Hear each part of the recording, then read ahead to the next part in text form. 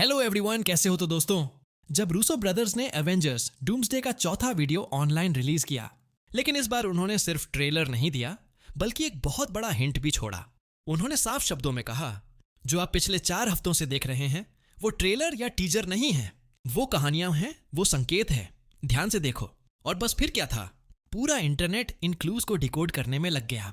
काफी एनालिसिस के बाद अब चीजें सिमटकर 3 बड़ी थ्योरीज पर आ गई हैं, और आज की वीडियो में हम उन्हीं तीनों थ्योरीज को डिटेल में समझने वाले हैं।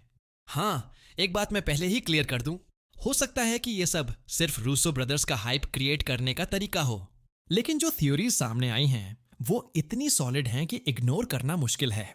तो चलिए बिना देर किए थ्योरी नंबर 1 से शुरुआत करते हैं।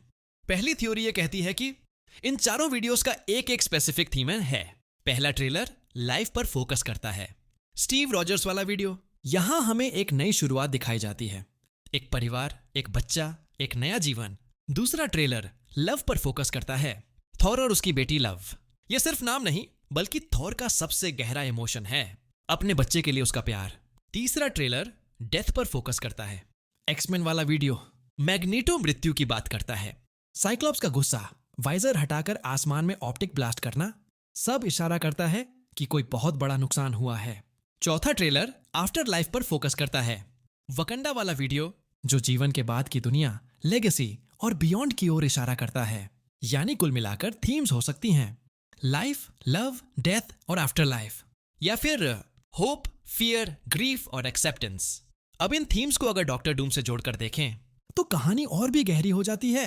रिपोर्ट्स के मुताबिक डूम ने भी परिवार खोया, प्यार खोया, सब कुछ खोया, और अब वो पूरी यूनिवर्स को अपनी मर्जी से दोबारा बनाना चाहता है।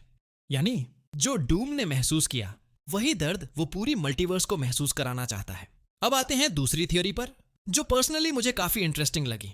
दोस्तों, इन ट्रेलर्स में जो काउंटडाउन क्लॉक दिख रहा है उसमें बार बार ग्लिचेस आते हैं।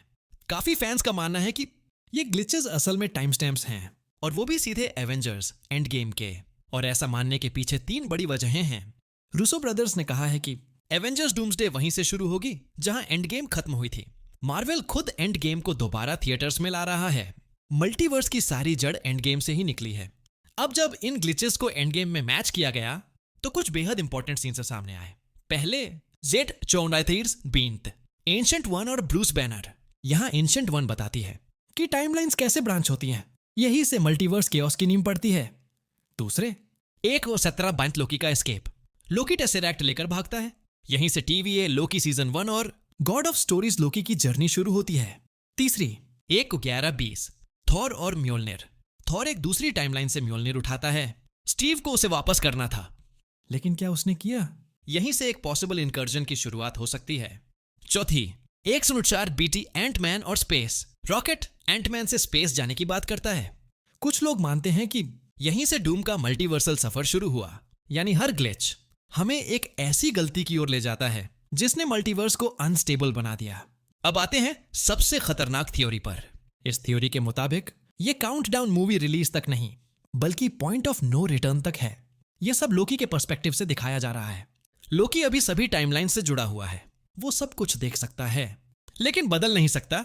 एक समय ऐसा आएगा जब ना टाइम बचेगा, ना यूनिवर्स, ना मल्टीवर्स, बस रहेगा वॉइड। यही होगा डूम का जीतना। God emperor Doom battle world पर राज करेगा। उस पॉइंट के बाद ना पास्ट बदला जा सकता है, ना फ्यूचर, सब कुछ खत्म।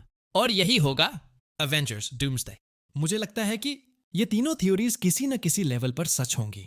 हो सकता है रूसो ब्रदर्स ने हाइप के लिए किया हो, लेकिन मार्वल में कुछ भी रैंडम नहीं होता। अब सवाल ये है, क्या एवेंजर्स डूम को रोक पाएंगे या ये सच में एंड ऑफ एवरीथिंग होगा? अपनी राय कमेंट्स में जरूर बताना। वीडियो पसंद आए तो लाइक करना, और ऐसे ही मार्वल अपडेट्स के लिए सब्सक्राइब करना मत भूलना। और मिलते हैं अगली वीडियो में।